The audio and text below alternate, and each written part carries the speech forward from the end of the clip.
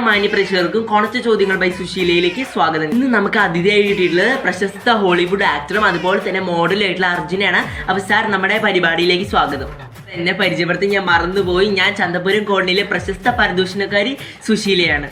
Sir വളരെയധികം shirt ധരിക്കുന്ന ഒരു വ്യക്തിയാണ്. അപ്പോൾ എനിക്ക് സാറിനോട് ചോദിക്കാനുള്ള ചോദ്യം എന്താണെന്ന് വെച്ചാൽ, അതിൽ ബട്ടൺ എന്തിനാണ്? സാറിന് ഈ നെഞ്ച് മൊത്തം തുറന്നു കാട്ടാനാണെങ്കിൽ ഷർട്ടിൻ്റെ ആവശ്യമില്ലല്ലോ, അതങ്ങ് ഇടാണ്ടങ്ങ് നടന്നാൽ പോരെ. സാറ് മോഡലാണെങ്കിൽ നന്നായിട്ട്, എന്നാൽ ഈ ഷെഡ് ഇട്ടർ എന്തിനായി സാറേ ബീച്ചിൽ പോയി നാട്ടുകാരെ കാണിക്കുന്നേ?